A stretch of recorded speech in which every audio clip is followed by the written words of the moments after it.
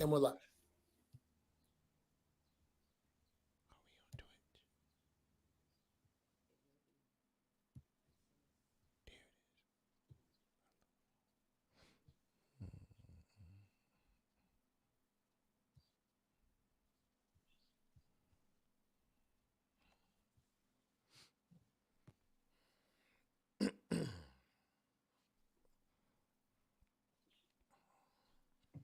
That's a pretty countdown. I got 3 minutes to get some water.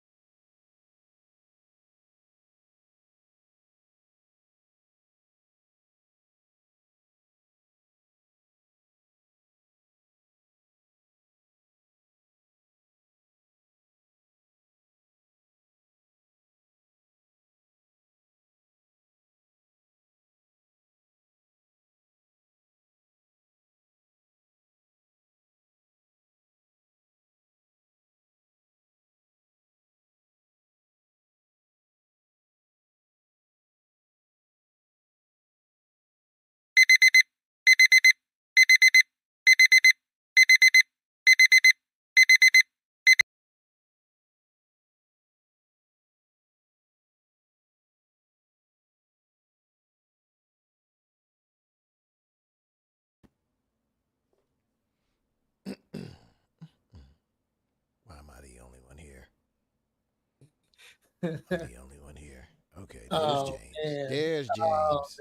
man, oh man. Hey, you're not the only one here. You never by yourself. Okay. was just Uh, thinking. this one's going to be a really special episode. I get the opportunity to speak to my good friend about something that you know we talk about, but often, or I would say never, talk about in public, and that's wellness. And I will say that I feel fortunate and blessed that Jeff is someone that I can talk to about wellness. I think it's important for men to have other men they can talk to. Um, I think what's really particular about um, my relationship with Jeff and this conversation is there are particular things that happen in the industry, um, and there are particular things that happen for creators that are just unique. And we're not necessarily. I want to make sure that I preface this today. Creators for us are entrepreneurs, and anybody with an independent spirit who Hmm. dares to go out and do something different. This episode's for you. This episode is lined up for you. The one who um, had that big idea that no one believed in. I know that's me. The person whose mom don't know what they do for a living. That would be me, and I don't know. I'm sure that's you. How many of y'all have mama that don't know what you do for a living? Yeah. The people who got laughed at for trying something new, or mocked, or what are you doing? That's what really today is about, and that's who it's for. And we're going to be very honest. We're going to keep it very real today. It's called realness, and we're going to keep it very raw. Um, when I think about wellness, Jeff, and this is just to set you up. How would you define wellness? What is wellness for you? What is wellness for me? Wellness is more of an overall um, perspective of where you are and what you're doing. Um, it is managing your time, managing your family, managing your business, and managing yourself. Um, like I like to put you know the brain like it's a hard drive. Like most technical people or creatives understand, we all whatever you do, we all have hard drives. Um, it's like a 1 terabyte hard drive. And to me, wellness is making sure that you have enough space to breathe. Sometimes when your hard drive is full, you get a little sluggish and slow, and the ideas don't come, and you're just not as sharp as you normally are. But it's managing, because sometimes we take the approach that our hard drive needs to be full, or we're slacking. And it's kind of like your hard drive needs to be freed up enough that you can breathe and come up with those ideas. It's not necessarily a slacking thing. So it's wellness to me is managing my hard drive space. Mm, mm, mm, mm, mm, mm. Yeah. When's the last time you looked in your hard drive, or when did you even realize that you even had a hard drive? Like um, that you had capacity. I mean, because I imagine when you were young and you were, in your 20s, you you don't access a lot of your hard drive then. When you think about it, when you are young, um, you don't when you're young, most of us had young relationships, which take up space in your hard drive. Your drive and determination of achieving your goals take up space in your hard drive. But if you still at your mom's house, you don't have any uh how am I going to pay my mortgage or pay my rent in your yeah. hard drive, which is a big chunk of your hard drive. Right. Oh, wow. When you don't have a car, that's a big chunk of your hard drive. Like it's really managing all of these things. And I've always said, from a creator's perspective, if you said that you wanted to act, um, but you don't have any money to get out to California to act. So the first thing that you do to get the money to get to California is you get a job. And you get a job, and now you're working 8 hours a day, 40 hours a week, and you have 8 hours. The way I would always look at it is if you work 8 hours, you have 8 hours to sleep, and you have 8 hours that are actually yours. So if you take that and say, okay, getting to and from work takes an hour, now you have 7 hours that are yours. If eating all of the meals in your day take up 2 hours, now you have 4 hours left that's yours. Like, you start looking at the amount of actual time. Like, people often would say about, oh man, I don't have enough free time. Mm-hmm. And a lot of that really comes if you work 8 hours, you sleep 8 hours, you have 8 hours that are yours. If you add in all of the extra stuff, you may have 4 hours that are actually yours in your entire day. So how do you manage those 4 hours? And when you look at it like that, 4 hours don't seem like it's a lot. But you look at how do you manage that? But this is all you trying to act.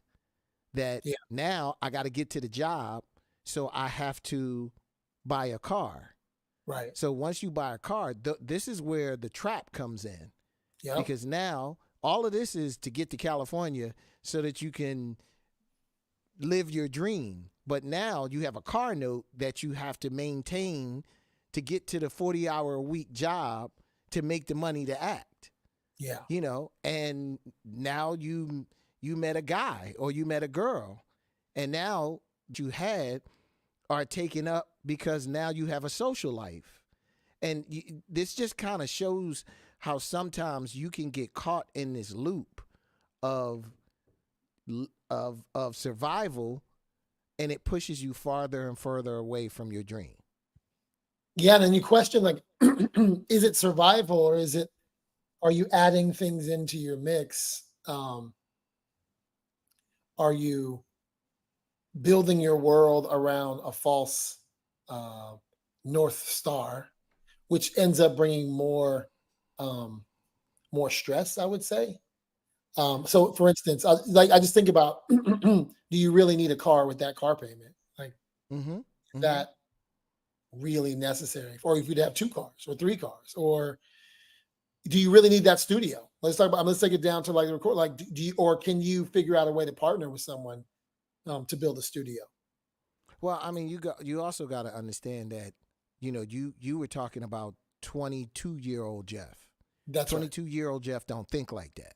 That's right. He's not mature enough to think like that because this is his first go round. Like, you come up with those answers after you've had enough experience and have done enough wrong shit that you just kind of like, yo, I think I should rethink this and go another direction. What 22-year-old Jeff, 32-year-old Jeff, 42-year-old Jeff, and 52-year-old Jeff did were all different. Like, this is a constant evolution of you understanding. There was a point in time that I felt like I finally got in the driver's seat of what I'm doing and what I want to do. But that led me to do 160 shows a year because I thought, I thought you're supposed to take everything that comes your way. And that's not necessarily, like you only realize that that's not the way after you take everything that comes your way and so much other stuff starts to sacrifice. And then it's kind of like, you know what? I need to back off and figure out you're at the mixing board and you are trying to mix your life. Yeah. And sometimes your job is too loud in the mix and you got to turn that shit down. Sometimes you got to turn your personal life up a little bit. Sometimes you got to turn sleep up a little bit because something in the mix is suffering. Yeah. Wow. It's really when you look at it, like, using that analogy, that's basically the juggle, and it never ends. It never ends. Something can happen in the world today to throw your mix off, and you have to go back in the studio and turn some shit down and turn some shit up. And but that's a constant thing.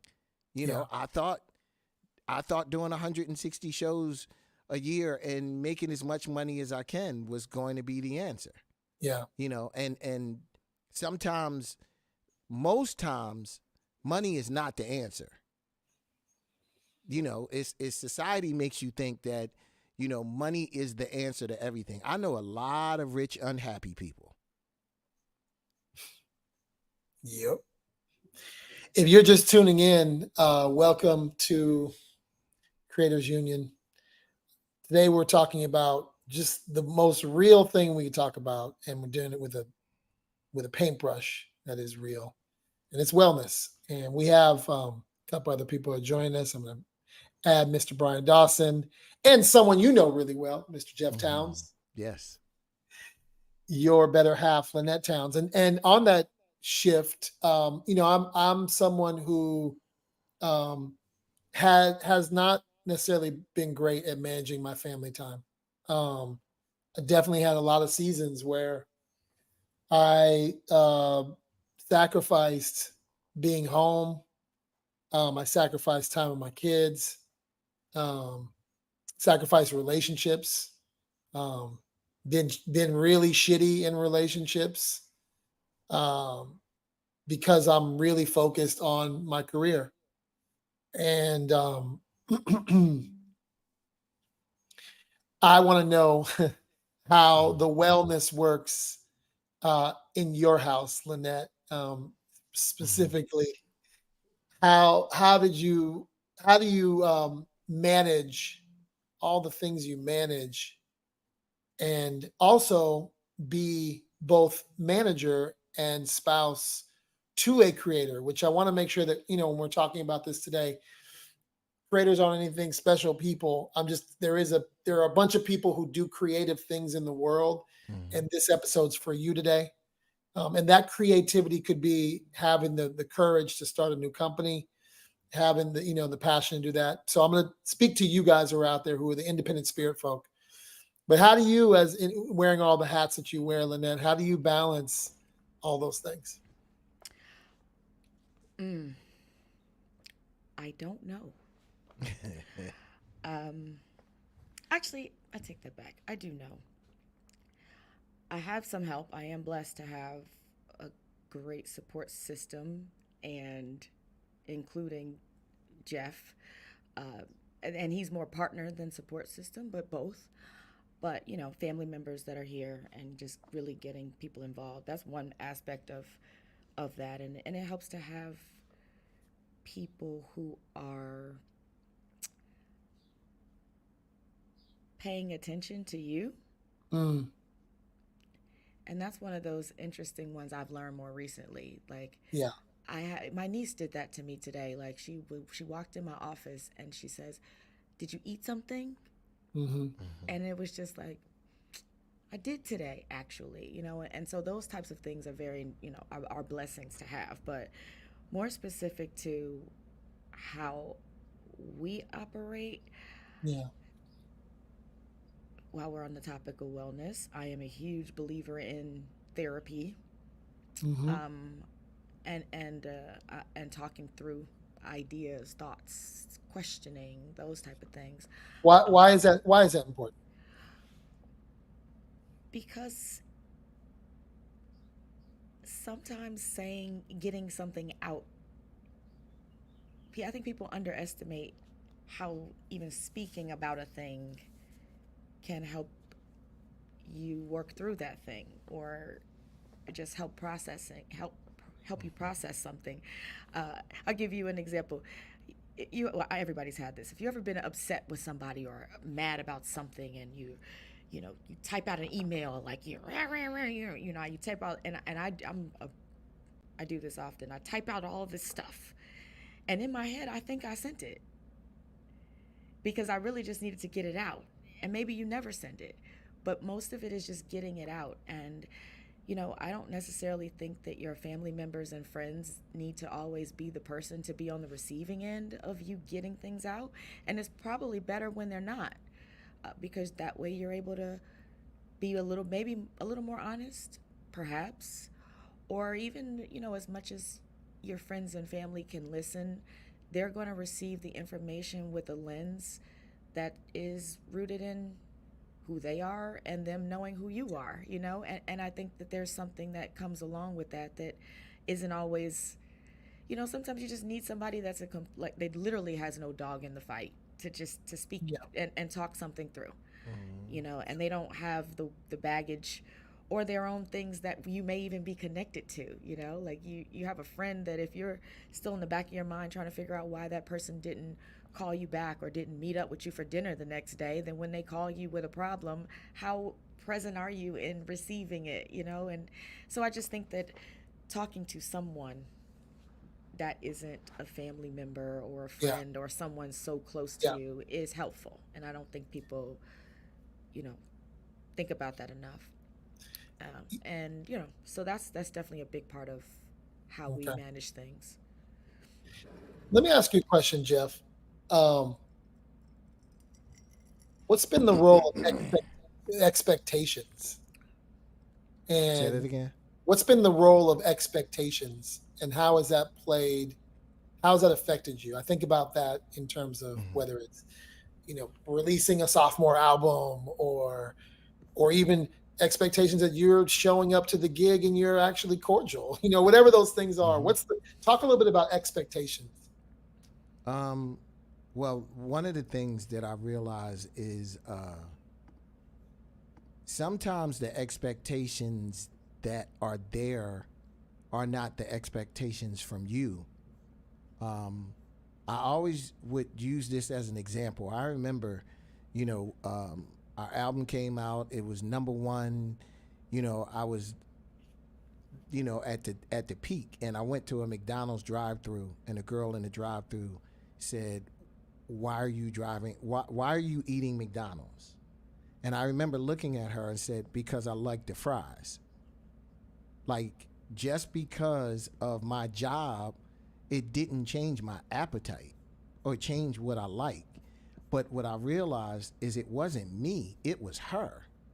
It was because of who I see you as, you shouldn't be eating here. And you start, like I had a really really good friend that said to me one day, "How come you don't date Hollywood girls?" And I actually got offended because it was kind of like, what's wrong with the people that I'm dating?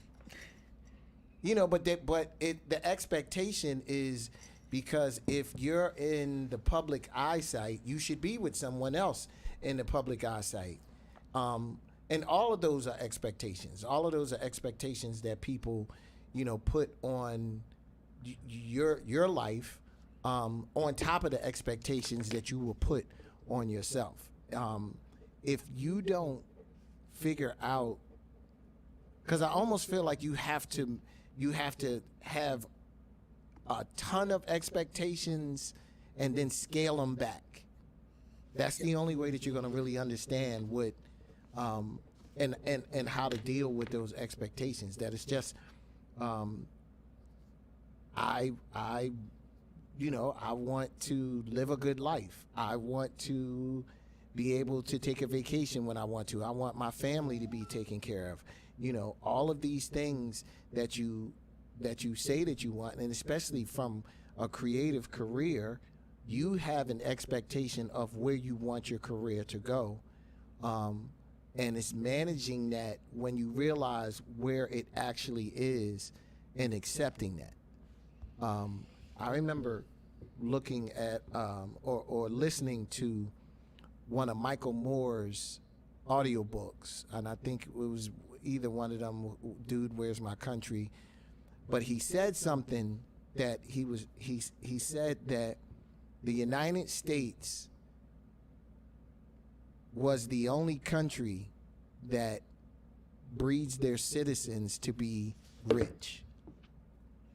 And I remember thinking about that. He said, in Germany, a lot of the culture is, you know what? I have a trade. I'm going to get a good job. I'm going to marry someone that I love. We're going to have a couple of kids. We're going to go on vacation, and we're going to live a life.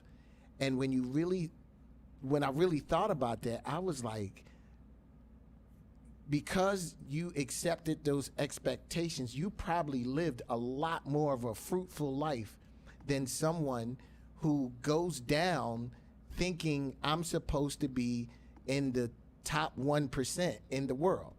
Yeah.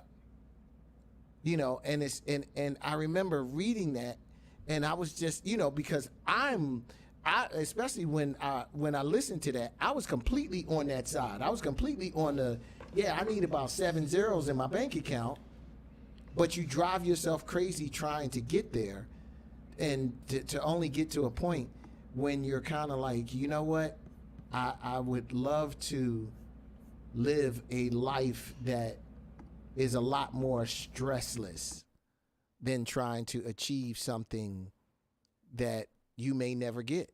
Yeah. Man, I'll be honest with you. I lived a life of expectations, and it was uh it, it was cancerous in that, like, I had I was trying to please everybody else. I was trying to please and make everybody else's expectations a reality, and it just became me living the most inauthentic life I've ever lived. Like, I wasn't honest with myself. I wasn't honest with people because I was chasing something. I'm gonna go to you, Brian. We went to a high school in California, Palo Alto High School, which has tremendous expectations that you go on to Stanford, which is across the street from our high school. Shout out to Palo Alto. That you would do well, that you would have a great life. I met zero. I graduated with a 2.1. I had a 1.9 my junior year. I Yeah. met expectations. But what has expectations meant for you? And how has it played a role? How have you managed them? Yeah, actually, I think I have a different take on it. First I'll talk about, and I don't want to lean too far into it, but we'll just say that on the one side of the expectations in Palo Alto High School, where we went, has a legacy of um, I'm a little bit reticent to jump into it, but it has a legacy of students breaking down, taking their life. Now, I think I had a different experience, right? And my different experience was there were a group of kids that we were set aside. They didn't have an expectation for us. So if we're talking about that root of expectation, right, more what sort of drove me there, and as a honor I carry, is there's a group of people, we could name names, that if you went on to say, look, Brian's a technology executive, he's done this, he's done that, he's built a beautiful family, they had no expectations. So that's how I responded to it. I think we'll dive in more later, and look, I'll say that carrying that into the technology world, right? There was more of that, right? We don't expect a lot. You show up, you blow people away. That's a driver to blow them away. But then we also get into this world of, now you move into this world where you do talk about, look, we expect that you're doing 16-hour days. We expect that you grind, that you're available all the time. Now, the other side of that for me, and I'll just lay this seed for later, was the imposter syndrome, right? And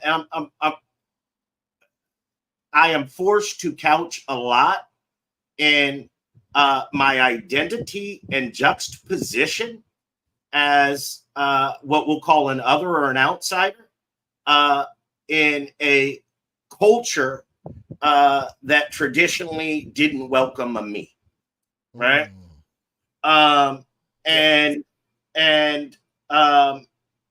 So now you get into this loop that I think is common across our independent spirits creators and builders.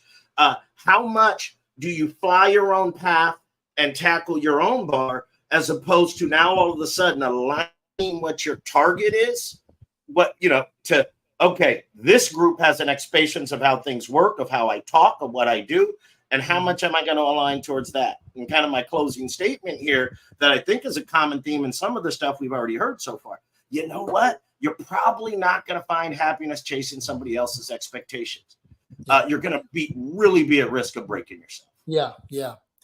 One of the things that's kind of struck me is there has been this, and I was one of these people, I'm not gonna lie to you, this glorification or romanticizing of like the grind, the hustle. And I'm sure, Jeff, you would say that about me when I was in my, my mid-20s.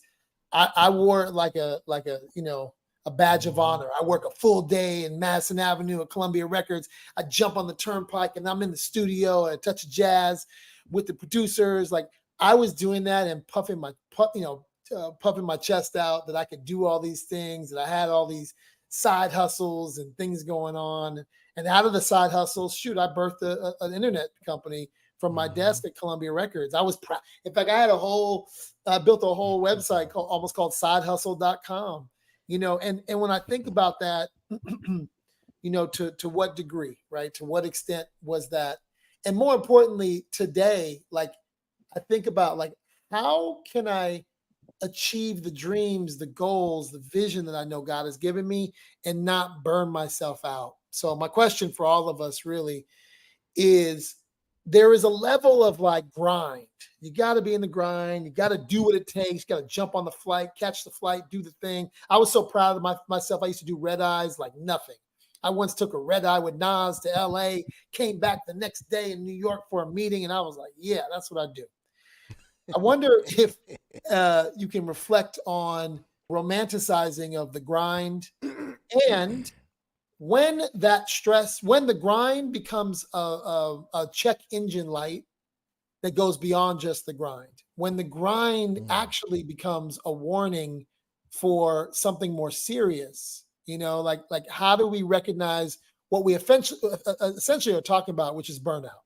Yeah. And so how do you distinguish between the normal grind and stress and things that are more serious concerns? So I don't know if that's ever happened for you, Jeff. Oh boy, what? Of course. Well, you know what? Unfortunately, we both know some industry professionals that we lost because the grind and the pressure got too much for them to handle. Yeah. Because, like you said, you're in an industry that is a badge of honor. Everybody was, you wanted to tell somebody how many hours you put in, as a signal of you're doing the work. And I think, there were a couple of warning signs. We were talking off camera, and I said, I remember, studio culture. Studio cultures is meet me at the studio at 8:00 at night.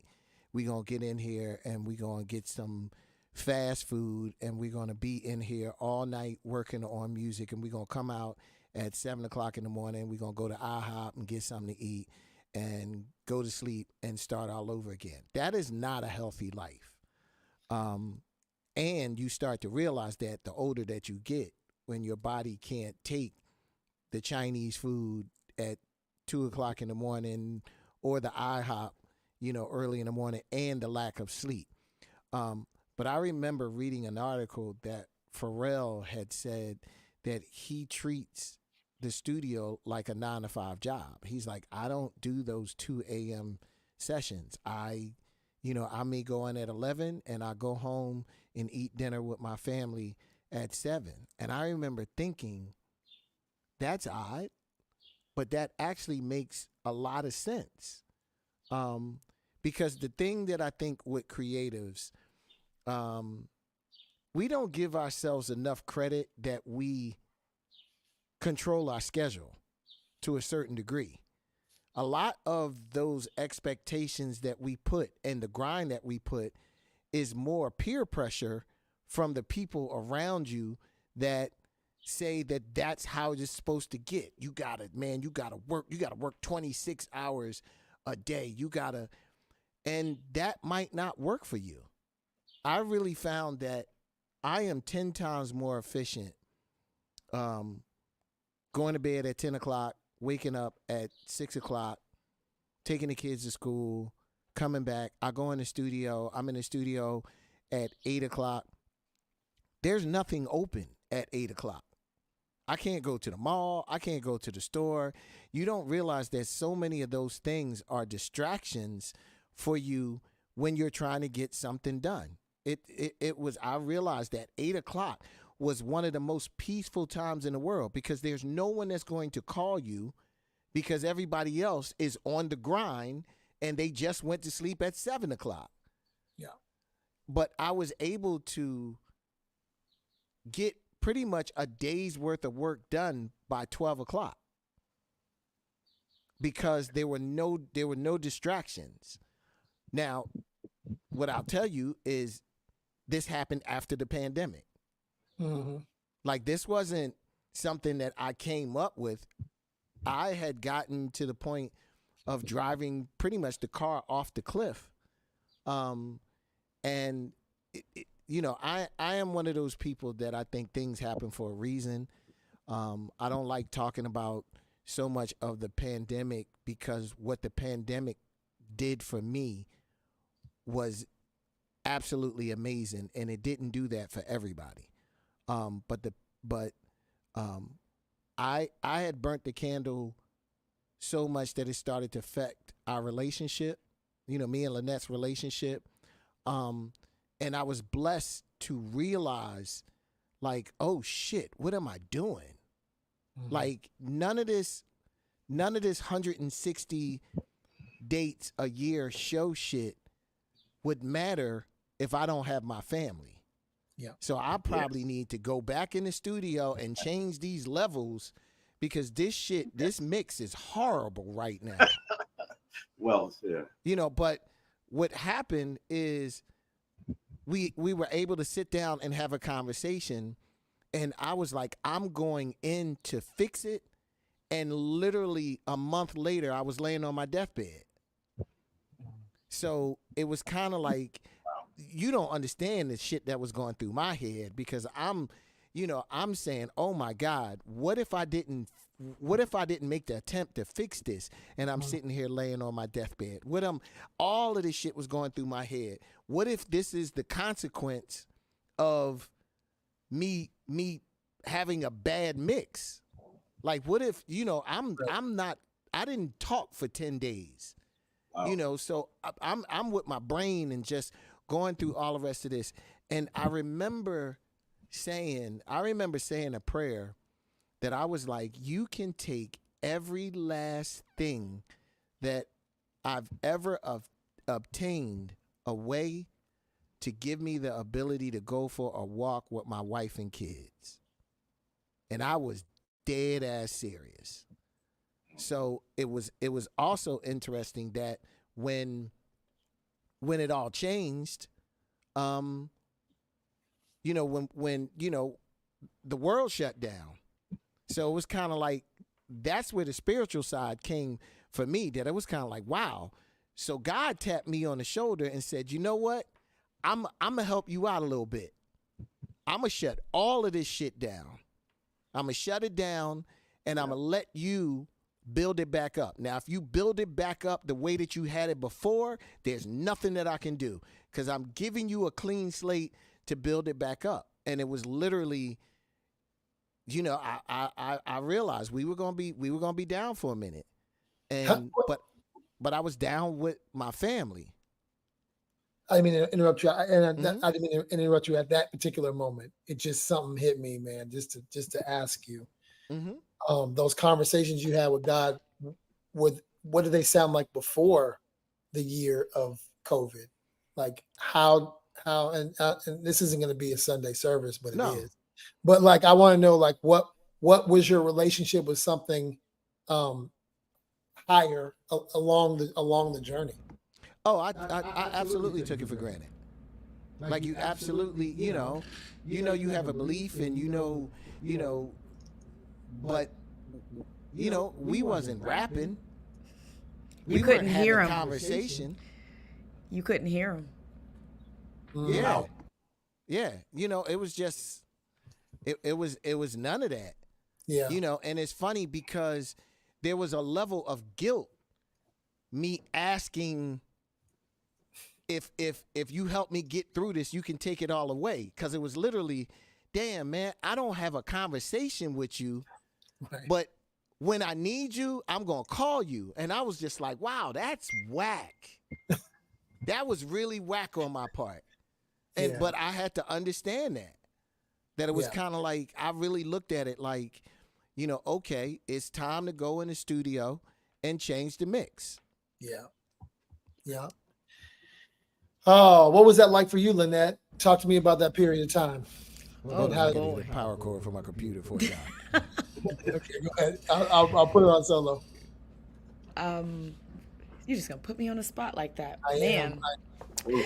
That was an interesting time, because like he said, that was already a straining moment for us, and then to add some things on top of it, that was one of those. It was one of those, Yeah. like, really not knowing what was going to happen. You Yeah. really were in that situation. Like, there could have been moments in there where I'm like, I don't like you right now. I Mhm. love you though, and we all we got, and we're here. Yeah. And then it's okay. Let's fix this. Okay, the world is shutting down, and why are you in the bed and you look like this and no one knows what's going on? And now there's a whole other layer of emotions and things to deal with, because now it's like, okay, we're not even talking about that right now. Let's focus on this right now. And so all of that was a crazy time. But I think, one of the things I would say, Jeff and I have always talked a lot, and anybody who is around us knows that we are yapping all the time, and we've been like this for the past going on 16, 17 years of being together at this point. And it was one of the things, my sister-in-law was like, they talk a lot. So my point though is, we didn't really like argue. Like, we just don't, because I feel like most of the conversations are always kind of happening. And it's not to say that it's great to not argue, because I come from a passionate family that we yell and scream, and I think sometimes adversities help relationships, because you have to build some trust to know that you and the other person can actually come out on the other side, like, and if those things are never tested, that doesn't mean you need to be in something crazy. But I do think that you don't really know who you're with, friend or mate or otherwise, until you go through some shit, Yeah. something. Yeah. And so that was one of those, like, and we've been blessed to not have had very extreme levels of things to go through as a couple at that point, and we probably have been married almost 10 years. But that was like, oh yeah, here you go. Yeah. I'm gonna just sit back and watch and see what happens, and the way that we responded to it, or the way that I responded to it, was like, I'm ride or die, always have been, always was. I am who I am, and this is what it is, and we're gonna figure it out. And that's it. Like, I don't. And so when we were going through, him being sick and all of that, I was on protector mode everywhere, and I feel that way anyway. But I'm like, everybody out. I don't care who you are. You gotta go. Family Yeah. only. Everybody leave. Don't call me. Don't come over. No, you can't come here. So what? Yeah, we got a pool. We got space. You can't come. I love you, but you can't come. And we were very insulated to ourselves, and I was very unapologetic about it. And because it was also backstory to that, right after, literally on piggybacking off of Jeff having COVID and finally starting to feel better, my mom was here, and she literally started to feel sick as he was finally starting to feel better. And the whole time this was going on, I had it and didn't know, because no one knew. And I was more like asymptomatic, if you will. Like I've like had no taste and smell before anybody even knew that was a symptom. And I was like running around caring for him.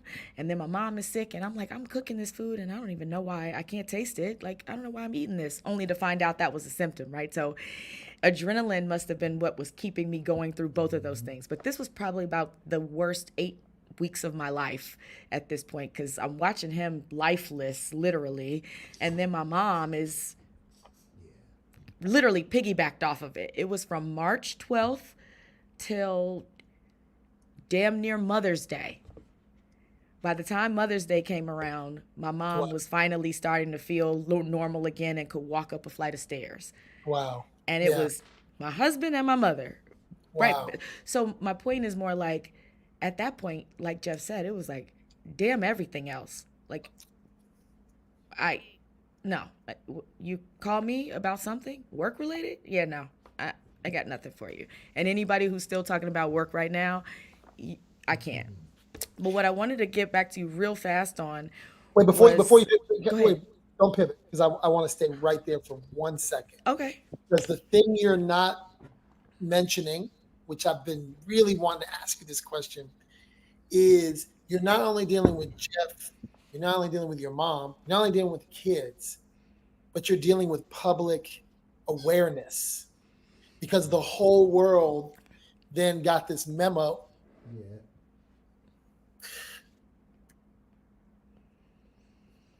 Yeah.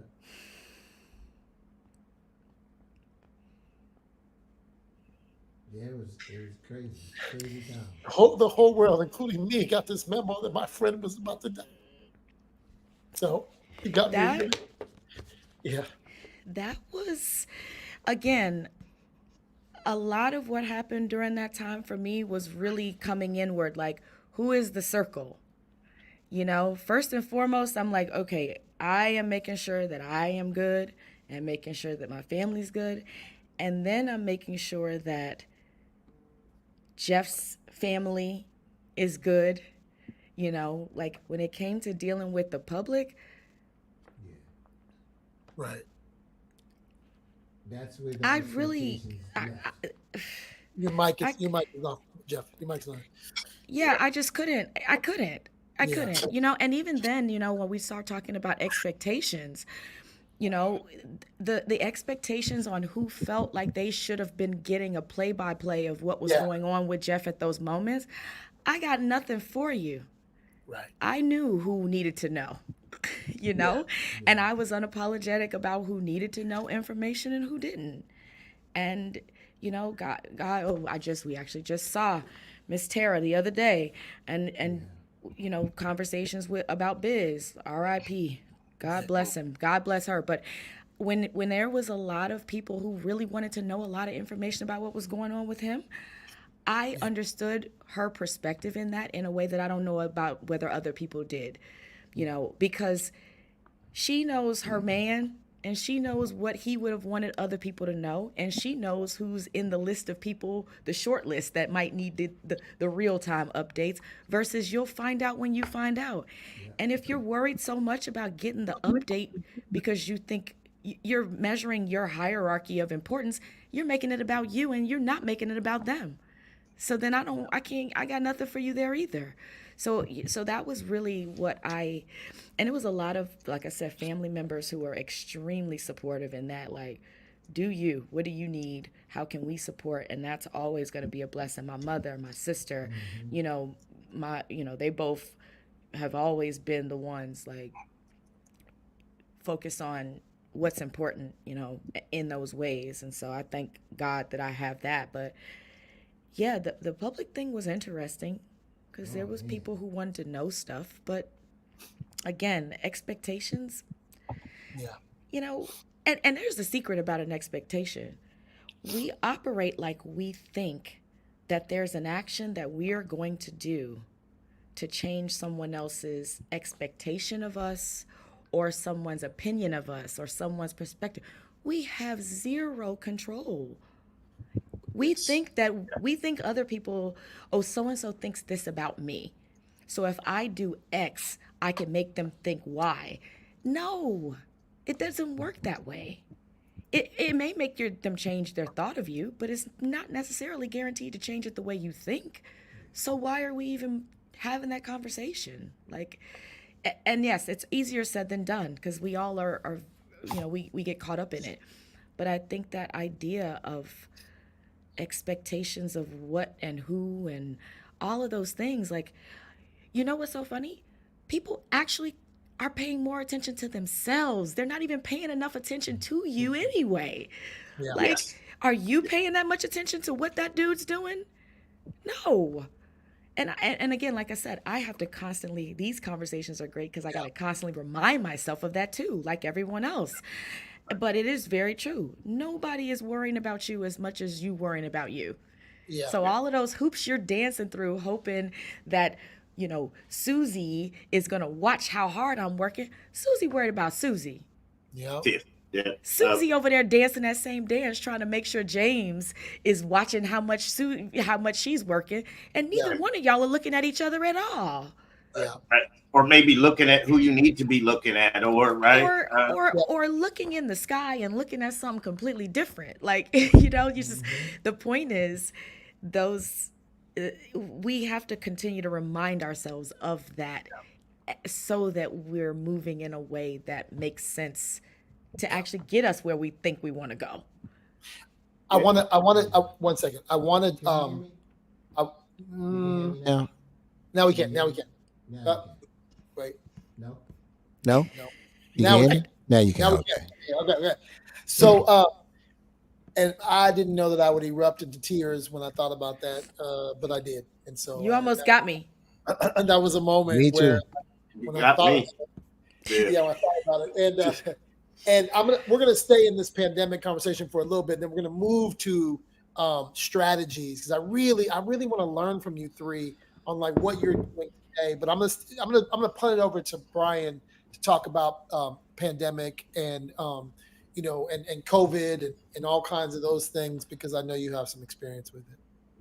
Yeah, I think first of all, yeah, y'all got me going both first touching me. But if you look at all the stuff I have in here that I want to share and say, I got notes on the left hand side. So I want to hit a couple of things. First, I want to thank the three of y'all, right, for that conversation. And one of the things we talked about when we were planning this episode is what's the objective? What are we doing? And I think a part of it, and you hit it earlier, Lynette, look, we're not experts in this, but one of the things we can do is have a vulnerable conversation. Be comfortable putting ourselves out there, expressing it. And man, you guys just exemplified that. I feel a bit here that I'm the outsider. You guys have let me in. I'm gonna go back to. I'll talk about that fateful day at Austin. Right. I remember James is like, you know what? We're gonna go see my man Jeff. You know what happened when we pulled up in the Uber? James jumped out of the car, forgot everybody behind him, grabbed you, and you guys embraced for about 60 seconds, right? And that's what makes me want to go back and just say thank y'all. Now, what really triggered me, and it hits anxiety, pandemic, relationships, support systems. I first want to say, you guys probably don't know this. My wife, I have known since I was 13 years old. I first asked her out when she cornered me by the Slurpee machine and told me, don't be shy. I can tell her I like her. I love it. So shit, y'all gonna make me cry. So, oh gosh. So to Jennifer Dawson, you got me through a lot, right? And that's the support system I've ridden with that has held me up. Mm-hmm. God, what y'all doing, man? Shoot. And so the pandemic did something for me. And first, yeah, Jeff, God bless. I'm glad you're here with us, right? The pandemic was a time where, look, I've worked remote since I left Sony PlayStation in 2005. I wake up every day. My surrounding of my office is this place you see me sitting in. But we're also on this journey, graduated kids to college, pandemic hit, and it's like, wow, I've known this lady since I was 13.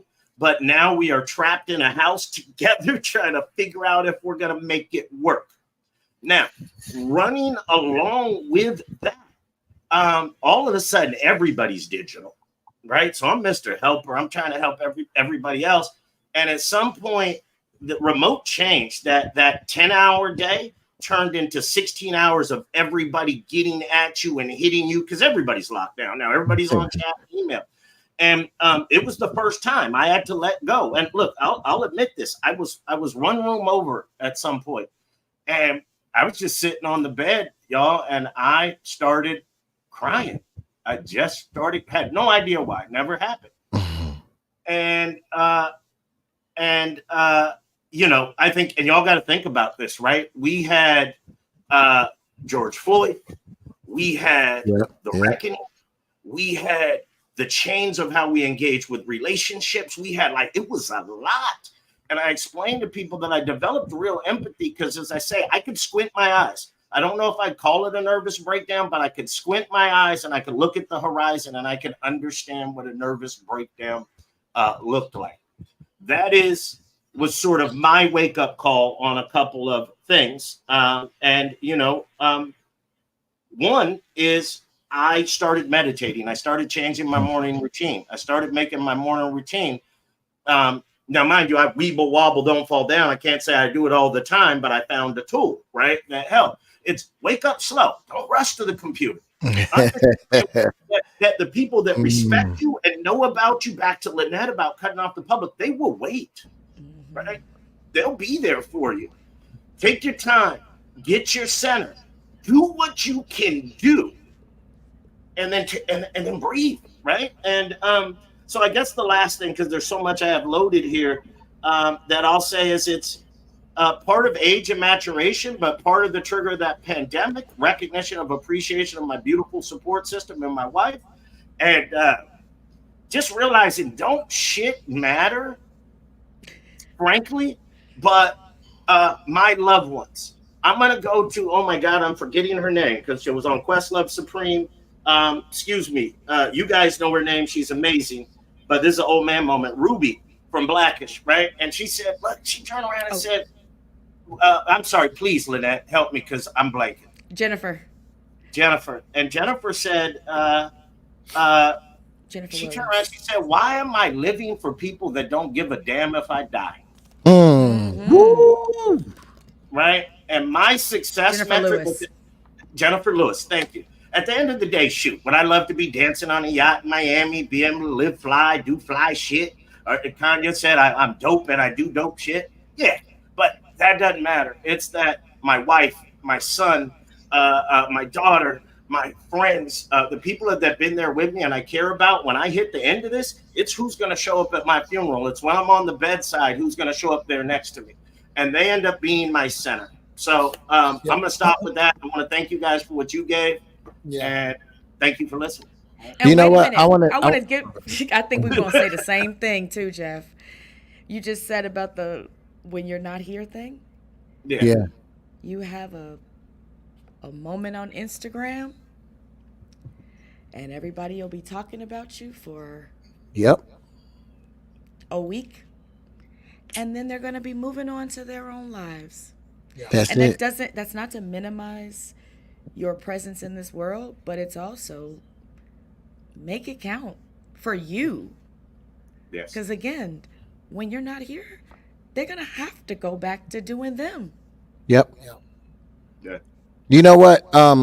A friend of mine posted something, and I read this to Lynette this morning. A friend of mine posted something on Facebook that really hit me. And I kind of already live my life like this, and I know it may frustrate some people, but they said it's a relatively new phenomenon that basically everyone in your life gets access to you at all times. It was 20 years ago that you left the house for the day, you were actually gone. You would return messages when you came back, hours or even days later. And someone else said, my phone is there for my convenience. It is not an electronic leash. If it's not convenient for me to talk for any reason, including I just don't feel social right now, I am not obligated to answer. This is not rude. This is normal personal boundaries. At the end of the day, I grew up when before the drug dealer culture, and we all thought we were doctors and got pagers because we thought it was cool. If you were in the house when someone called, they got a chance to talk to you. And Will put this in his book. The MC that I had before Will, the night that I got the call to do the party next door to Will's house, I called my MC and he wasn't home. He wasn't home. I don't know where my life, I don't know where Will's life, I don't know how everything would have been different if he would have answered the phone. But that's how we grew up. Hey, is Lynette in? No, she's not. Can you tell her Jeff called? Okay. God, And you yeah. hang up, and it's just kind of like, listen, let me tell you something. Call Lynette's house again, and her mom answered the phone. Boy, did not tell your ass that she wasn't home.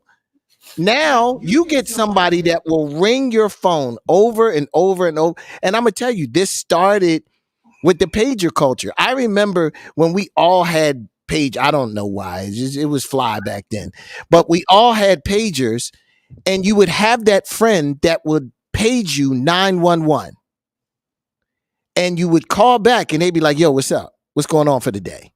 And I'm like, "Okay, I need you to answer. What are you gonna page me when it's an emergency? If what's up is a 911, what are you going to page me? You have now desensitized the emergency, because now I'm not going to ever believe you're 911. I had a boss who said, if everything is an emergency, nothing is an There emergency. you go. Yeah.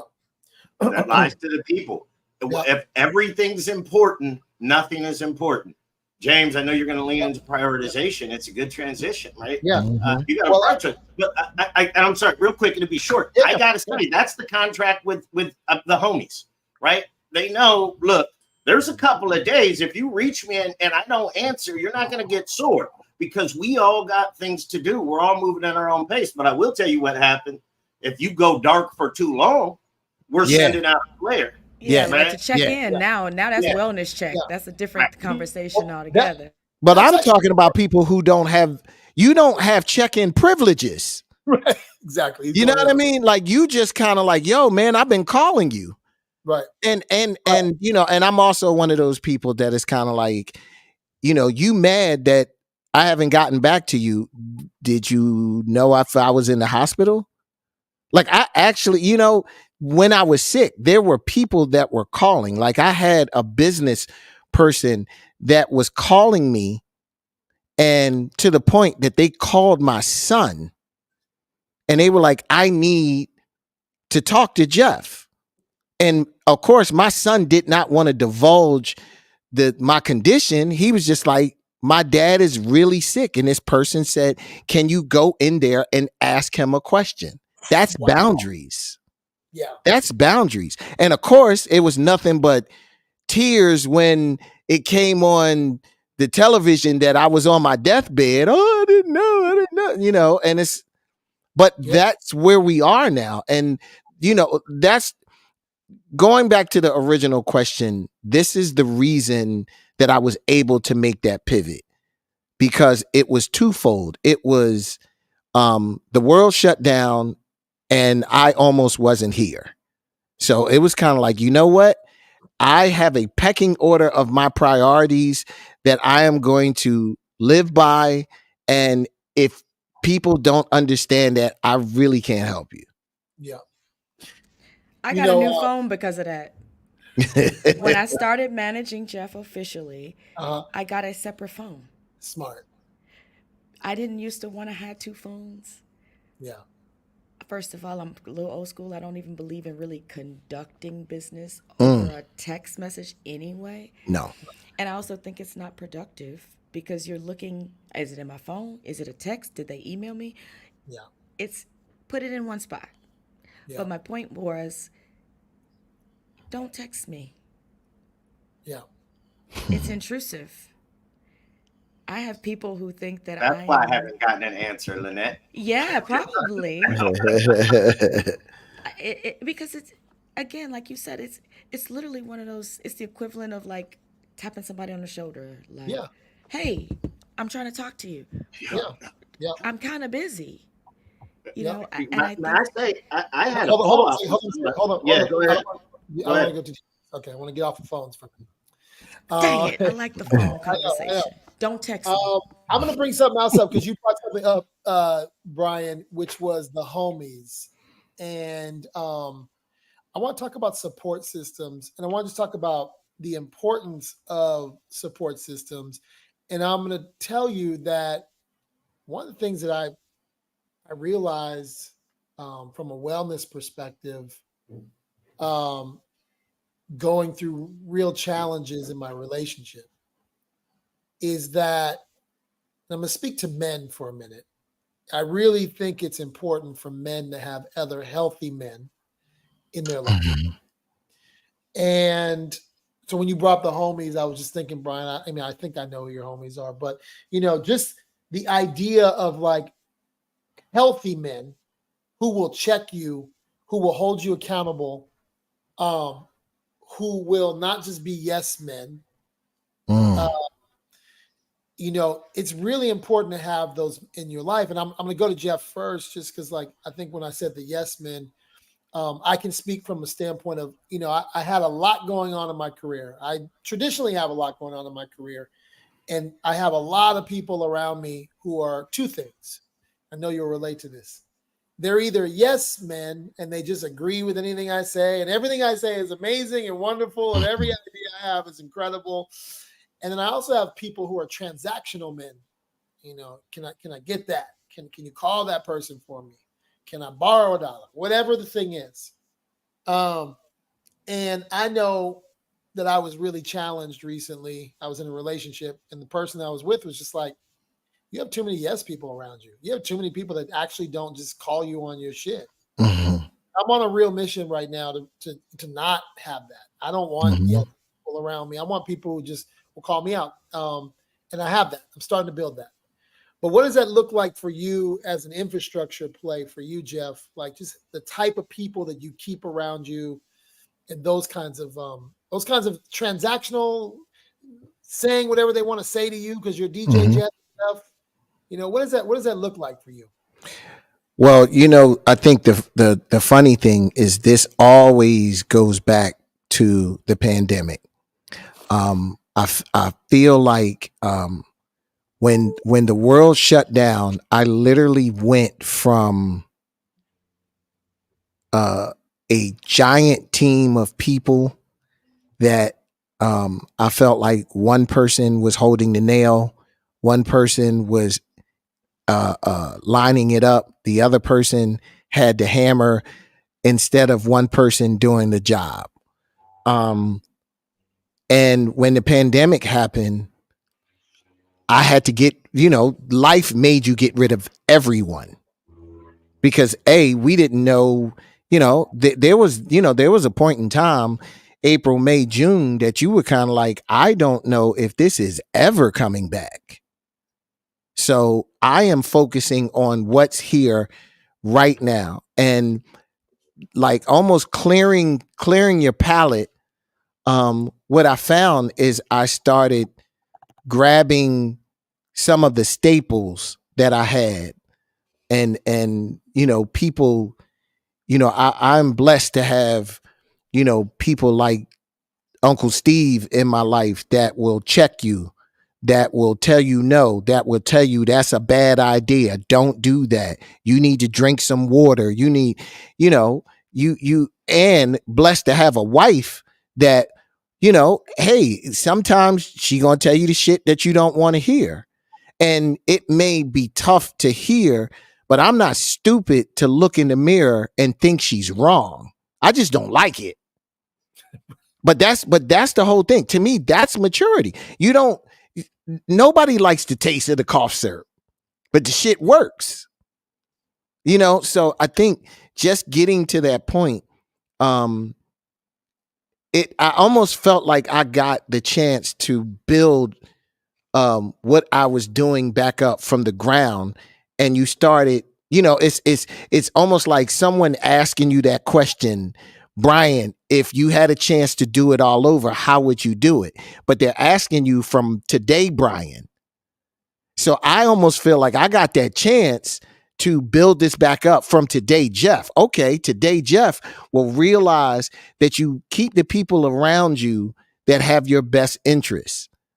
That I am somebody that I don't like the there I don't believe in blatant conflicts of interest. I believe that if people can't handle the conflict, that's when it's a conflict of interest. You can have someone, there are people that will say the conflict of interest of my wife being my manager can affect. It's only going to affect if we allow it to. Yeah. Like that's the whole thing. That is kind of like I feel comfortable hiring people that I know. I have admitted some stuff to myself very recently that I'm not going to really share, but it's very deep to get to this point in time in your life and you say something out of your mouth that has never come out of your mouth before, but you thought it. And you're just like, oh shit, I just said exactly why I am like I am. And it's just one of those things that I feel comfortable with certain people. I've had a ton of friends that um I've had friends that worked for me that when they don't work for you anymore, they're not your friend. Mhm. Which kind of makes me feel like it wasn't the friendship, it was just what I was able to do. Like what you were saying, James, about the Yeah. the demands that people put on you. Um I've had friends, and I used to crack this joke that if I have loaned money to 1,000 people, 2 people have paid me back. But with that, I don't have the expectation that if I loan money to anybody, I'm ever going to get it back because I don't want to put that on myself. I've always said some of the things that happen to me that I don't like, I seen all of them coming. I just ignored it. Because sometimes seeing the truth, just like I said, the cough medicine, sometimes seeing the truth hurts. Yeah. I want if you're joining and say you're joining late, we got a packed audience. I can see the chat. May is actually mental health awareness month. Mm. I want to actually shout out a good friend of mine named Shanti Das, who has an organization called Silence the Shame. Hmm. If you're out there, just Google Silence the Shame. And what I love about Shanti is she was a top executive at LaFace. You would have no TLC, Tony Braxton, Outcast, if it wasn't for this woman. And she, went on to have a great career, moved to New York City, achieved the dream as an Atlanta girl, and really fell in depression. And came from a family of suicide, and said enough is enough for the industry. So if you guys are out there and you're in the industry and it's and this conversation is resonating with you, as we said earlier, Brian said it, we've all said it. We're not experts. We're just four humans here, being as real as we can be, shedding tears, laughing. There's some real folks out there who have organized resources around expertise. If you're a family and you're managing this stuff, there's an organization called NAMI, NAMI. They actually are the ones that gave birth to the May Mental Health Awareness Month. I happen to have an amazing testimony with NAMI, having a close family member that has schizophrenia. And talk about resources. NAMI just came through for me and for my Mm. family in a way that I was just, I mean, I didn't know how to talk about these things, how to talk about mental health challenges. So the thing about wellness is you don't necessarily have to be the one going through something. You may be caring for someone who's Mm-hmm. going through something, and that's why I love what NAMI has actually created because it creates a lot of stress when you're caring for someone that's going through something like that. So I'm really grateful for that. I'm grateful for Kenneth Cole, who you guys know from the brand Kenneth Cole. He and I had a regular show on Clubhouse during the pandemic, and I got to know Kenneth and his organization really well. Um, go research these organizations. We're talking about resources. They're out there. They're out there for you. And it's actually like you don't even have to have a lot of money. I'm being honest with you. There are a lot of resources out there. I love what Kenneth Cole has done. He's kind of organized all the organizations. I'm going to remember the name in a second. I'm sorry. That's how bad I am. It's got an amazing name, but I can't think of what it is right now. But what Kenneth Cole has done has been really special. So um, I want to just shift just in terms of resources and infrastructure. Brian, if you want to tackle this, I mentioned having I kind of pointed to you because you mentioned these homies. But what do you do? What's your resources in terms of other individuals and other folks that can call you on things? And if you don't Yeah, have one, that's too. Be honest. yeah, no, I think that's what I'm going to be honest about. First, let's start with we're going to lean into the expert, right? The expert thing. I'm not even an expert practitioner, right? I'm kind of the person, right, that I can cognitively process and understand kind of what needs to be done a bit where I'm at. I don't always do the right thing. I've had therapy on my to-do list forever, right? But one of the things to explain when you said you probably know who I'm talking to when I have the homies, I got this tight inner circle. And these are literally, except for one or two people, are people that I've run with since sixth grade. And, Mm. one of the things is they don't care. I mean, they're proud of me. They celebrate me. They stand me up. But when they're my cough syrup, right? They are going to call me to the because at the end of the day, they have no other vested stake in me Yep. other than the fact that they love me, right? And we hope to arrive at 75, 80, 90 together. And so for me, now I caution against, I think there's probably a small percentage of us, honestly, that have um, this vulnerable men's support group built in that I'm honored enough to have. So I don't want to say, hey, just rely on, don't go see a Yeah. therapist, talk to your friends, right? Um, but I am blessed enough, man, that when the flare goes up, they're there. When I'm moving some way that is detrimental to myself or those that I love, they're there. They're going to call me out, right?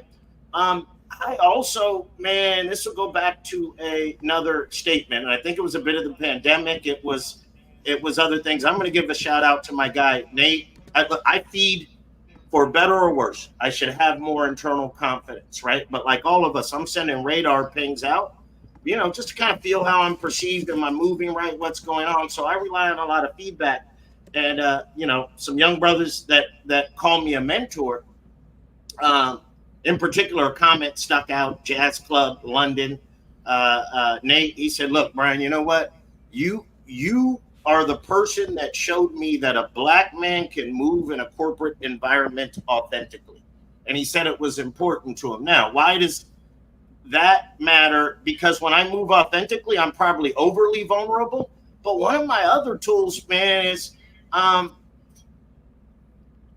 I try to find safe environments, and even when I'm casually kept connecting in new relationships, and honestly, uh, I'm going through therapy in every conversation that I have. In other words, I'm exposing myself. I'm getting your feedback and insight. I'm asking you. I'm asking you about yourself. Now, last James on this, um, I'd say we hit a lot of what right now are my coping mechanisms. Right? It is uh, free myself from the expectations of others. know I'm always going to be the best I can be, and I'll try to be, right, and I'm always going to try my hardest. And if you are asking for something that goes beyond that, I got a cutoff. James, I told you I'm going to send you that file, but I did 30 other things. It is 6 o'clock. I got to go down and have dinner and spend some time with my dog. I'm going to wake up and I'm going to hit it and I'm going to try it again. Um, um, I feel like what I am trying to get better at every day is being a weeble wobble, ensuring that I always have my center and I always fall back to my center, my loved ones, my people, my quiet time, my inner peace. But I know I'm always going to get knocked left and right. As long as I can get that base right, weeble and wobble, but they don't fall down. Yeah. I'm gonna Mhm. I'm gonna build on that in that I found in doing my own personal development work that I lied to myself so much that it was causing issues in my body. And Mm. you know, I Kobe Bryant once said, "I never make a contract with myself that I don't keep." And I found myself, man, making so many contracts with myself every day that I didn't keep, that it was just ridiculous. And I actually just realized I was a liar, if I can be honest. Mm. Um, and those small lies just were lies I told myself and lies I told other people. And I've really been working on that. I've really been working on this idea of being a full body commitment. I'm not perfect. I am trying this. I'm trying to make this work. But I went through some really interesting personal development work where I just wanted to be I wanted to be honest and live honestly. And I realized that in the business that I work in, or that I came from, we did a lot of lying. We did a lot of hype. We did a lot of like, oh, whether it was me lying about, not lying, but stretching the truth around an Mhm. artist, or even worse, having to tell an artist something when you know it's not the truth. I know I'm telling this artist, man. I mean, I never forget, man. I'll be keep it 1,000. I knew that we were screwing this artist over, and Chuck D came in my office, and he literally closed the door, and he was like, "Nigga, I need you to be real with me." And I had been lying. Wow. We weren't doing this Mm. artist right, and I had to imagine Chuck D comes in your office. I had to have a really real conversation because was holding this company line. I was holding the Columbia Records thing, and it's part of the work I do today is because I feel like the PTSD I have is we lied so much to artists. I want to make sure that artists have the truth. I want to make sure that artists out there know what's going on because man, I lived behind Excel spreadsheets where I knew these artists weren't going to recoup. I knew it. I was like, there's no way you're going to recoup that. And they didn't even know what we were spending money on. And so why Mhm. Creators Union is so special to me is because I lived a lot of years lying to the world, lying to artists on behalf of the, record label and the salary. And I want to keep my job and all those sorts of things. So I just want to say that like there's something about um, this idea of being a full commit and being a full commitment. And again, I am work in progress. I do not have this all figured out, but I'm aware of it. And I think one of the things is just consciousness. If you're aware that you're aware, and so Yeah. many folks aren't even aware. I'm aware that, like, you know what? I have made so many commitments. So, my commitments really, I always said I wanted to take Taekwondo. So I just like locked in and I'm a year in and earned 4 or 5 belts and box 3 days a week. But I would always talk about it. Yeah, I'm gonna start fighting. I used to get fighting when I was 16. Man, I was nice. I wasn't nice. I was nice. I could do blah blah blah. Man, it feels really good in your body when I'm like, I actually went to Taekwondo today. Actually, like I actually Nice. said I actually did something that I said I was gonna do. So that's something out there for you. I want to Uh, add. I James, want to. before you ask somebody else something, let me No, get it's into not that. give me something. Let me build on that Okay. point. It might be Okay. where you are. The reason that having loving yourself, and the reason that Right. like for me the process of confronting all these things was because yeah, I need my boys, I need my crew, but I got to know that I love myself and I respect Mhm. myself well enough that I can handle anything. and that I have, for me, not just who I am, whose I am, the fact that I have a relationship with a God that's got me, right? Before I even call my boys. That's really great. I'm going to pivot to this and you can pick up on this. The thing where that comes really important of knowing yourself, knowing thyself, is that it allows you to handle rejection or what you may call a no or whatever it is. I am in a position today, and I'm getting much better at this. I can handle a no. I can handle a no because I've got myself. And it hasn't always been like that. I've been a people pleaser. I've been trying to do things for the optics. And I just want to say that, there's something about this internal structure that we have when you work on this internally, when no one else is seeing, forget the body, forget your pecs, your muscles. When you work on this internal thing, I am not an expert. I am not a therapist. I'm putting that out there right now. But there is a correlation between internal gym work and external results. And there's a discipline. There is at the end of the day, I can look at myself and respect the work that I put in every night. And so, yeah, go ahead, Brian. Yeah, no, and what I want to do, and sorry, because I know, and now you're opening up a deep thing, but it does also work. I want to put you, look, James, we've known each other for years. We've connected in and out. I think heavily as we're engaging almost day to day, for the past 2 years, I've been watching you on the journey. I've been watching you make a commitment to yourself, try, fail, but then try to be extra honest. Kind of in line, I want to ask you, because I want to hear you just a little bit more. You talk about the way you moved before. You talked about the lies, and now you're coming into self-love. And while you're talking about how you're moving different, can you tell me about if or how you were able to forgive yourself, right? Like, how do you reconcile? Because that's going to be kind of a common thing.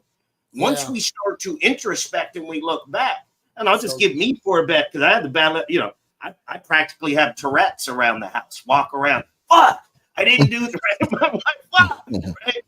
That's internal dialogue. So I really want to ask you, because that's a big thing, and I commend you for calling it out. People say I was a liar, right? Yeah, and are not still lying. Right? Yeah, exactly. I mean, I did everything from set joy alarms on my phone 6 times a day, where I literally might just break out in the middle of a meeting and just start being like, yeah, you know what I'm saying? Like, just joy.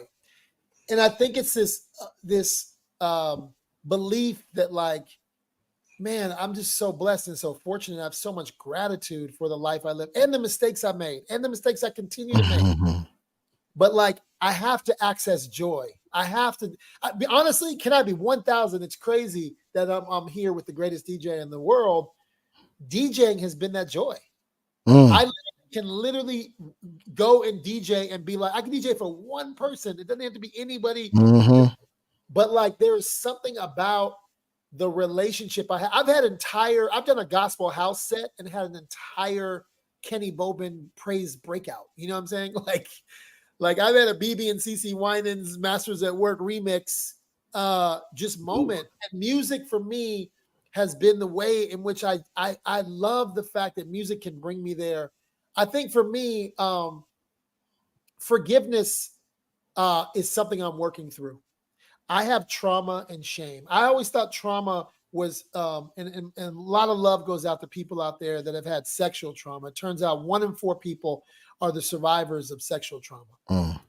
And I went through some personal development work where I realized that everybody has trauma. It's not just sexual trauma. It's the way your mom said something to you, the way anything, the world that we live in, being Black in America, it is, we are all traumatized. And that trauma, I feel like, was preventing me from forgiving myself. That trauma was like, was allowing myself to beat myself up over, like, not being good enough or making mistakes, or you don't make mistakes, right?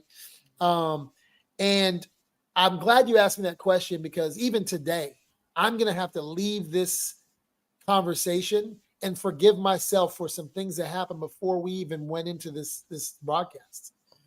And I found that for years and years, I didn't forgive myself, and I was actually numb to it. I was actually really numb. And Honestly, I don't even think I even know how to say sorry to people that I offended. Even when I lied to people, like I don't even think I really understood like what a true apology even sounded like. Um, and I'm a work in progress. I don't know if I'm still working through like how do you say sorry? What does apologetic really mean? But first thing I do is really before I can apologize to anybody on the planet is I have to look at myself and say, you know what, you are forgiven. You are divinely made, crafted, Mhm.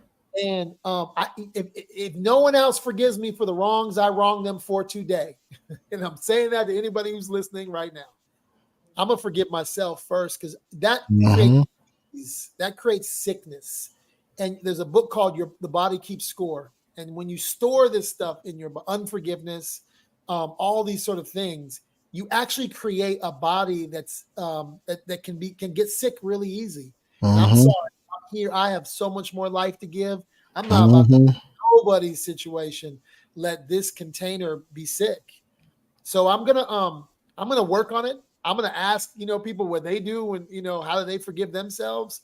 But I'm a work in progress, and I think part of it is just being completely honest, living Yeah. honestly with myself internally, and then being honest with those around me. I think I stored a lot of again a lot of wanting to please other people, and I still do that, and I want to get rid of that. Thank you for the Yeah, question. that is really really important because sometimes sometimes it's not you. A lot of times it's not you because you can forgive yourself and someone not forgive you. Yeah. Um, and you don't want to sound harsh, but at the end of the day, as long as I can forgive myself, and if I feel like I'm forgiving myself honestly, I'm good. I don't have any control over what anybody else feels or anybody else says. Um, it has to start, it has to start with you, but I remember the one thing that I would always joke with is Charlie Mack is a really, really good friend, old friend. And if you know Charlie, you know Charlie is a unique personality. But Charlie would blurt out so many things that I thought that it would be these humongous aha moments. And I remember going through one of those expectations and I'm not living up to what I'm supposed to be doing and I'm not achieving my goal. And Charlie looked at me one day without a blink in the eye and said, if it ended tomorrow, how could you be mad? And I remember looking at him and I looked at him kind of like angry because that wasn't what I wanted to hear. But he was just like, if everything ends tomorrow, how could you be mad? He said, you've done more, you've seen more, and you've gone more places than 99.9% of the people on the planet. And when he said that, I said, how fucking selfish am I to be mad to want more after everything I've gotten? Mm. And that day, I joke with him because I really feel like I let go. I was kind of like, you know what? If this is it, I'm good. I this was a great ride. I want to do more, but I I really am trying, and in the same thing, work in progress. But I am really trying to live my life in a way when Brian said my friends, we're trying to get to 60, 70, 80, and 90 together. I am really trying to live my life that no matter when the day comes that I'm out of here, I'm going out like that. I'm going out like, yo, I did it. This was amazing. I had a blast. I hope I made some people happy. I hope I made the creator happy. I'm on to the next one. I don't want any regrets. If I'm looking at this like I got one life to live, I I need, hey, I'm going to do it to the best of my ability to the point that I don't want to have any regrets. And I don't have any regrets right now. Mm. Man, this conversation has been so rich, and people in the chat are. I mean, I'm doing my best to try to read the chat and move the screens and all the things. But what's really sad is that the comments I see is like, this is rare. Like Yeah, what which is and sad. it's really sad. And one of the things I'll say about working in the music industry is there's so much trauma and so much wellness needed. I'll tell you this funny story. I hate music videos. I hated being on music video sets. It's like the worst part of my job. I hate it. It was disgusting. Just Really? like all these hours. It's a random thing. Just the time, and I just didn't like it. And I don't know why. But you know what I loved about music videos? I love sitting in the makeup room with the makeup artists and the artists. As a product manager, my job was to build these really close relationships with artists. I found that the makeup room was the one Mhm. place that the artists kept it really real, It's the because barbershop. it's the barbershop. Because there's this moment where you have insecurities about how you look, and you're realizing this person is responsible for bringing you out into the world. And there was a makeup artist named Nzinga. She was the best at this, and Zinga just was like a therapist and a makeup artist. And she used to bring these things out of my artists that I would just sit in the back and be like, wow, I've never heard them go there like that. Like and it shouldn't be just the makeup artist in a creative environment. And I wonder, my friends that love Renaissance that manage, Black and a bunch of hit artists, they have an on staff, therapist, that Mm. one of the first record labels to actually bring on a therapist. I love those guys. I love when they prioritize mental wellness, because this is a what Jeff has talked about. I feel like we don't talk about the cost of fame, and maybe that's a whole other episode in itself. Mm. Like, people think that they want to have notoriety, and for me, like, I always love being behind the scenes. The only reason that people knew about me is because Twitter hit, and I had a major Twitter account, and I, started appearing on CNN and Don Lemon show. But like, I was quite happy if no one ever knew me. I don't want that. That's not anything I Mhm. wanted. And yet And I you think pulled me into this podcast. I was fine too, you know. you are beloved. The Hey, comments, the comments we're I'm getting in sitting this here thing, like, I I know. third that, Lynette. I They third that. love you in here. They like, love you in here. I didn't, Okay. I'm perfectly But fine in the back.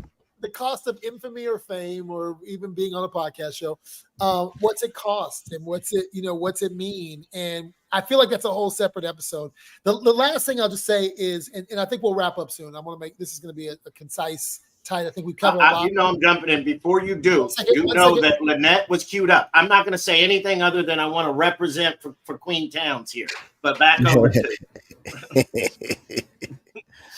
I actually am going to Lynette next, because this is a perfect segue.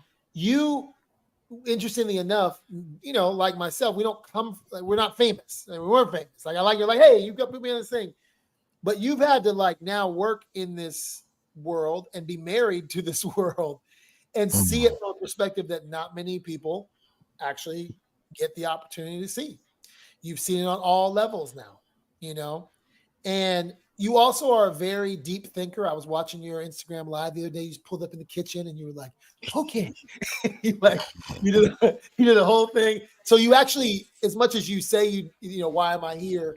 You actually care about the people who are following you, because that people are watching you, and you have a responsibility, and you're a deep thinker, and you actually care about the people who are following you. So I know that about you already, and it was great to watch you the other day.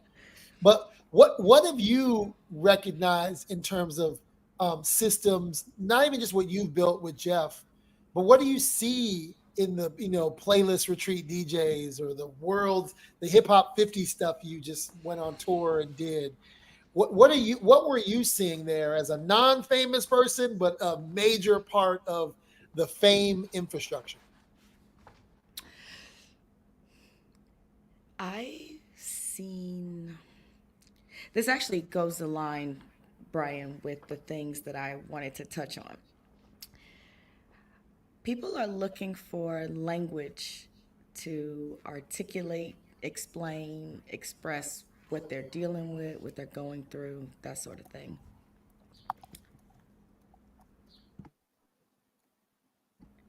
And so, what I watched when you're talking about men, especially, is a lot of them getting together and actually talking more about their feelings and their what they're going through. And that was the cool part. Like, I really was excited watching, like, hip hop is grown, like Hmm. one of the I like during the Rock the Bells, or actually to go back, the Force tour. I watched the Force tour, and I watched people like Jeff and LL and all of the guys, Big Boy, everybody who was on that tour kind of coming in and out, but they get to see each other, they embrace, and they sit back, and some of them had grandkids, and some of them had kids with them, and some of them had, they were really embracing like their grown man shit. But they were also very much talking about a lot of the same things, dealing with the industry changing and what do I do and how do I move and all of those things. But along that same line, when we were talking about like your mental health and whether the therapy is a thing, or to your point about having men to have a conversation with, I think a lot of this has to do with people wanting to figure out the right language to articulate what they're thinking, how they're feeling, what they're going through. And I think that that is really the core of all of it. Like, first off, it's helping you become more self aware, like you were talking about before. Like, going to talk to somebody, doesn't matter who that somebody is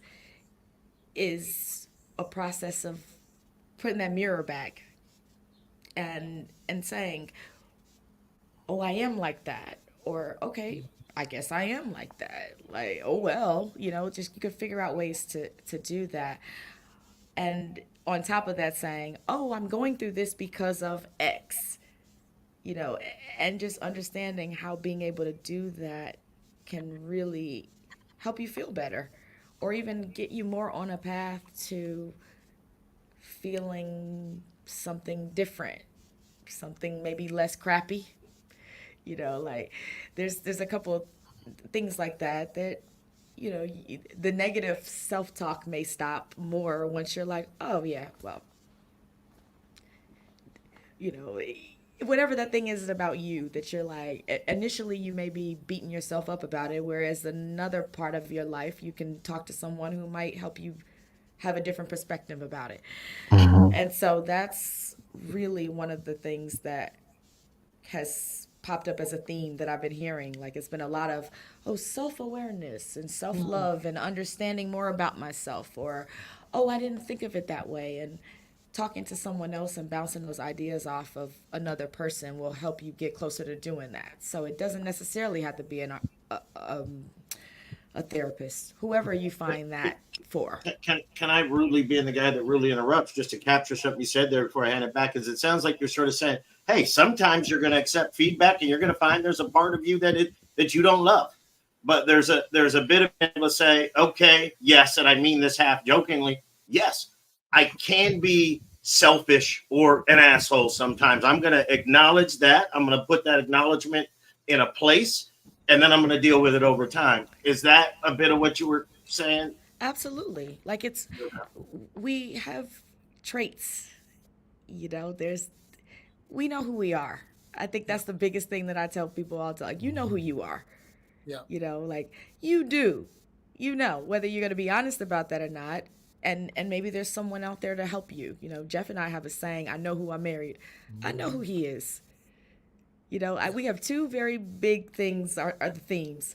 I know who I married, and what's the other one, Jeff? The experience over things. So I know who he is, and I can't expect him to be something else other than who he is. Yeah. I can't expect me to be something other than who I am. Hmm. Like, Yeah. if, because that doesn't mean that you're gonna just be like, well, take it. You just gonna get this, and I'm gonna just be a B word just because I got a sharp tongue and I'm sarcastic. It's like, no, that's not what that means. It's more about understanding yourself and channeling who you are in a way that makes you feel better about who you are and a lot less bad about it. Like, what do you do? How do you do that?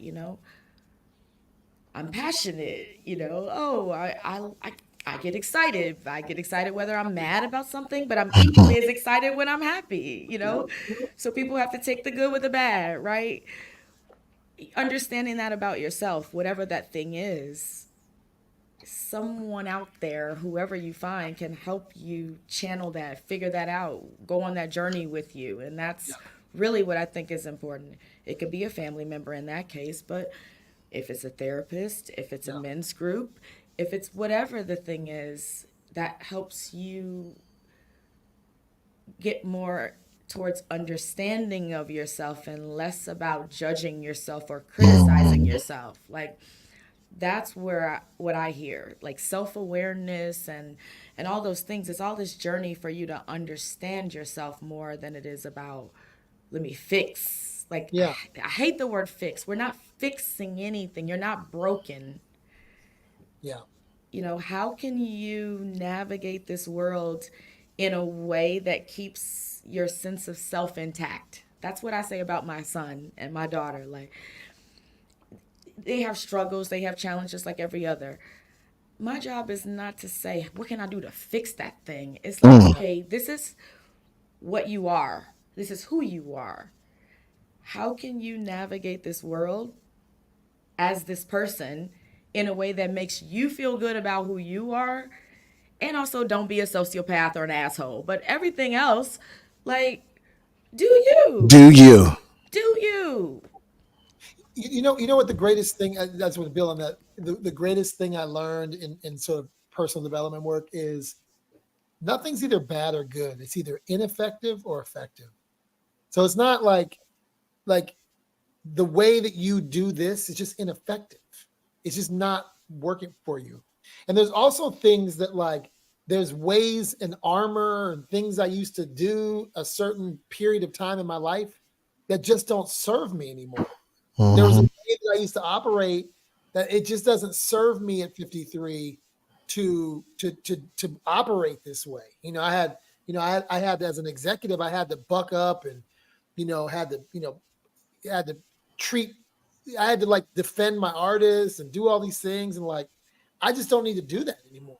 It doesn't serve me at this age. And I don't look at it like I was bad. It's just like it's not for me today. Um, and I think this conversation has just been, first of all, just super rich and super. Um, one is I get to know you. This is a conversation hopefully that you, the audience, are getting to know us, but I'm getting to know these people in a way that I even though have known them all, Brian being the longest, just in a unique way to understand what the struggles are, how you handle the struggles, um, and I'm on this journey. I'm not gonna lie to you. And even when I get called out, when I'm saying I want accountability people, I get defensive. Like what? No, and that's something I'm working through because I think one of the things you were saying, Lynette, is when someone gives you some feedback, I'm learning how to say, you know what? There's probably some truth in that. Even though I'm like that doesn't sound like me, the way you describe it me, but there's truth in that. And I'm learning how to just take the truth and go, man. But the reality is, you can be observant, you can see these things, and this is where I'm at today. It's all about actions.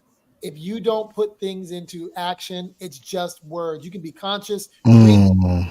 read Deepak Chopra, do all the things. You've got to create actions, and how you do one thing is how you do everything. So it literally starts with actually how you do one thing, how you actually chop that wood, how you get up, how you get up in the morning. Are you, that the lying thing? Like I don't want to lie in anything. And I just know this has been an incredible conversation. I didn't want to cut you off, Lynette. Is there another part to what you were talking about? No, you guys are like, we're wrapping up anyway, but I Okay. think that you guys are on the right track, particularly with young men and men in general having these conversations. I will say that I have observed that it happens a lot more as men get older, Absolutely. and I would charge you with the younger men in your life in figuring out ways for those conversations to happen sooner. Yeah. and making that become natural, Yeah. normal, normalize that, which is a cliche, but you know, individually, if that's a message I'm gonna spread, it's like let's Yeah. normalize that, Yeah. and that be okay. And oh, one thing you did say when you were talking about this is gonna be the last one. You said that you got comfortable hearing no, but can you say it? Mm. Can you say Yeah. no? And I Yeah. think that is the thing that is at the crux of what Jeff was talking about very early on about shows and people wanting to do this and wanting to do that and all of these things. Like, at the end of the day, every time you say yes, someone said this to me, my cousin said this. When you say yes to someone else, you're Yeah. saying no to yourself every time. Yeah. So, whatever the thing is that you're saying yes to, that you probably didn't have time for, shouldn't have done, maybe should do later, whatever those things are. And again, I struggle with this now. Like, I cry thinking that I suck at life because there's easily 10 emails I haven't responded back to. But if I keep saying, yeah, Jeff can do that, or yes, this show, or yes, I can do that. Like, I'm a Yeah. member of some organizations. Oh, I can do that. No, I can't. Yeah. No, I can't. Mhm. I cannot. But every time you say that, you say yes. Yeah. Now, there's a no now that has to happen where you are the one that's going to suffer from the no. Yep. You don't hear it, you don't know about it yet, but it's there. Yep. Mhm. It's the room you didn't clean. It's the nail appointment you wanted to go to. It's the event you hoped you could have gone to. It's the day to do nothing that you was expecting to have that you just didn't. Yeah. And like that's one of those things that if I, people, the cliche now is no is a complete sentence. Yeah. Yeah, I think of it more like, why are we so afraid to say no? Yeah. Like, what is it that you think that by saying no is gonna happen? What's gonna It, happen if you say no? Like, Jeff gives it's Mr. Analogy Man. It's like, oh, you're Mhm. just filling up your parking spaces with all these things. But if you would just say no, you'd have more parking spaces, and something more like something better is gonna pull up in a parking space. That's like a That's it. Jeffism. That's as, it. as someone who is a professional at not saying no, Lynette, I will just say this for the people pleasers in the room is when you have that people pleasing thing in you, it's just really hard to say no. And that comes from a place of growing up a certain way, not getting attention from your mom or your dad, wanting to get that attention. And, and I'm not advocating for no's, but I know I'm someone who had a hard time saying no. And I know where it comes from. The important thing is I know where it comes from. I know Mhm. where saying too many yeses comes from wanting to be liked, wanting to please, wanting to do those things. And it's something that, I didn't even realize I was that person until I went through the work. So that's a message for someone out there. These little observations, you get to like put them somewhere and actually actively work on it. I am actively working on putting myself out there and making sure that I ask for what I want. Part of also being a people pleaser is not Mm. want. So then you do something, but you don't even want that. You don't even like that's not even what you want. And for me, even most recently, I was like, okay, how do I put myself in positions where I actually ask for what I want, where I actually can ask for what I want? Um, and so anyway, this was incredibly rewarding. Man, I'm like, I didn't know what to expect going into today, and I'm just grateful for you three for holding this space, for being honest, for bringing your authenticity. And honestly, when we started thinking about Creators Union, I didn't even put the banner up today. I mean, it's crazy, but I'll put it up. But here the whole time I didn't even. There is a place for you to sign up. Go sign up. And the reality is, we built this to have these kinds of conversations at the I would say in the next few weeks you're going to see us really diving into this community that we've built and really Mhm. building out relationships so that we can bring this kind of content to you behind the wall. So you'll have to purchase the token, but I promise you there's real value that's going to be in that token and holding that token. Even if you're holding that token today, promise you, we got some great stuff coming. Mhm. We want to make sure that you guys understand what you're coming into. And what you're coming into is the place where you can have these kinds of conversations, because no one's really having these kinds of conversations about the industry, about being a creator, about, fear, about, all the things that we've been discussing up until this point. And so I'm grateful for this conversation and for the ability to just push through, for me, a very, very hard day, a very challenging day. And I'm super grateful for you guys. Absolutely. All right. Well, thank you so much. Thank you for watching. Appreciate it. Thank See you again. you. Yeah. All right, hey, love y'all.